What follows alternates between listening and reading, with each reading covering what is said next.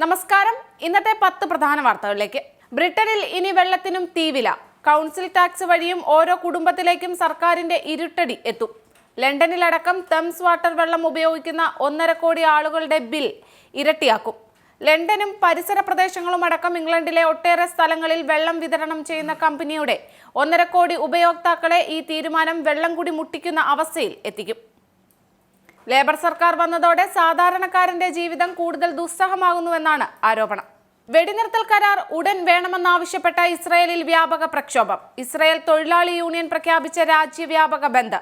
അതേസമയം ജെനിൻ നഗരത്തിലെ ഇസ്രയേൽ സൈനിക നടപടിയിൽ വൻ നാശനഷ്ടങ്ങളാണ് റിപ്പോർട്ട് ചെയ്തത്.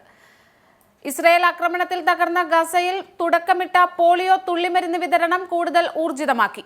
ബുധനാഴ്ച വരെ മധ്യ ഗാസയിലെ കുട്ടികൾക്കാണ് തുള്ളിമരുന്ന് നൽകുന്നത്.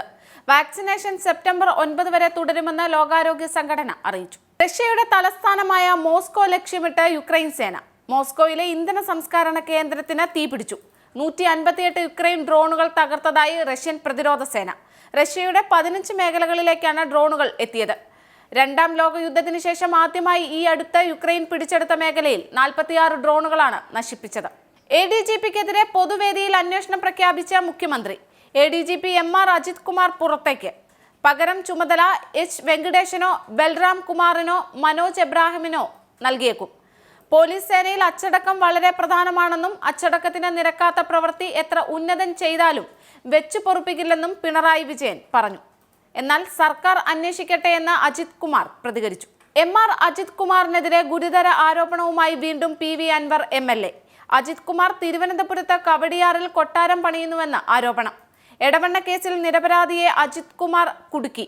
സോളാർ കേസ് അജിത് കുമാർ അട്ടിമറിച്ചെന്നും പറയുന്ന ശബ്ദരേഖയും അൻവർ പുറത്തുവിട്ടു. പത്തനംതിട്ട SP സുജിത് ദാസിന് സസ്പെൻഷൻ. സർവീസ് ചട്ടം ലംഘിച്ചുവെന്ന പരാതിയിലാണ് നടപടി. തിരുവനന്തപുരം റേഞ്ച് DIG അജിത ബീഗമാണ് DGPക്ക് റിപ്പോർട്ട് നൽകിയത്. അൻവർ MLAയെ വിളിച്ച് പരാതി പിൻവലിക്കാനായി സ്വാധീനിക്കാൻ ശ്രമിച്ചത് തെറ്റാണ്. പോലീസ് സേനയ്ക്ക് നാണക്കേടുണ്ടായ സംഭവമാണ് ഓഡിയോ പുറത്തുവന്നതിലൂടെ ഉണ്ടായത്.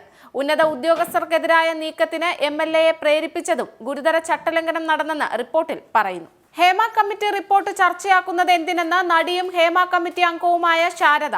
5-6 വർഷം മുൻപ് നടന്ന റിപ്പോർട്ടിലെ കാര്യങ്ങളെക്കുറിച്ച് തനിക്ക് ഓർമ്മയില്ലെന്നും നടിയുടെ പ്രതികരണം. അതേസമയം ഹേമ കമ്മിറ്റി റിപ്പോർട്ടിന്മേൽ സംസ്ഥാന സർക്കാർ നടപടികൾ സ്വീകരിക്കുന്നില്ലെന്ന വിമർശനവുമായി BJP ദേശീയ അധ്യക്ഷൻ JP നദ്ദ. റിപ്പോർട്ടിൽ CPM നേതാക്കൾ ഉൾപ്പെട്ടിട്ടുള്ളതിനാൽ മുഖ്യമന്ത്രി പിണറായി വിജയൻ എന്തൊക്കെയോ മറച്ചുവെക്കുന്നുണ്ടെന്നും അദ്ദേഹം ആരോപിച്ചു. കുറ്റകൃത്യങ്ങൾക്ക് ഇരയാകുന്ന സ്ത്രീകൾക്ക് സമൂഹത്തിന്റെ പിന്തുണയില്ലാത്തത് ആശങ്കാജനകമെന്ന് രാഷ്ട്രപതി ദ്രൗപദി മുർമു. കുറ്റവാളികൾ സമൂഹത്തിൽ നിർഭയം ജീവിക്കുന്നത് ദുഃഖകരമാണ്. ദ്രൗപദി മുർമുവിന്റെ പ്രതികരണം സ്ത്രീകൾക്കെതിരായ അതിക്രമങ്ങൾക്കെതിരെ രാജ്യമെമ്പാടും പ്രതിഷേധം ഉയരുന്നതിനിടെയാണ് രാഷ്ട്രപതിയുടെ വാക്കുകൾ. സുപ്രീം കോടതിയുടെ 75ാം വാർഷികാഘോഷത്തിന്റെ ഭാഗമായുള്ള ജില്ലാ ജുഡീഷ്യറി ദേശീയ സമ്മേളനത്തിന്റെ സമാപന പ്രസംഗത്തിലായിരുന്നു വിമർശനം. ബീഫ് കഴിച്ചുവെന്ന സംശയത്തിന്റെ പേരിൽ മുസ്ലിങ്ങളെ ലക്ഷ്യമിട്ട് അടുത്തിടെ നടന്ന 2 അക്രമ സംഭവങ്ങളിൽ പ്രതികരണവുമായി ലോക്സഭാ പ്രതിപക്ഷ നേതാവ് രാഹുൽ ഗാന്ധി. കേന്ദ്ര സർക്കാരിന് കീഴിൽ ഭയത്തിന്റെയും നിയമരാഹിത്യത്തിന്റെയും വർദ്ധിച്ചു വരുന്ന അന്തരീക്ഷമാണ് കാണുന്നതെന്നും രാഹുൽ ഗാന്ധി ആശങ്ക പങ്കുവച്ചു. പാരാലിമ്പിക്സിൽ വീണ്ടും ചരിത്രം കുറിച്ച് ഇന്ത്യയുടെ പ്രീതി പാലിന് 2ാം മെഡൽ. അത്ലറ്റ്സ് വനിതാ T35 വിഭാഗം 200 മീറ്റർ ഓട്ടത്തിൽ പ്രീതി വെങ്കലം നേടി.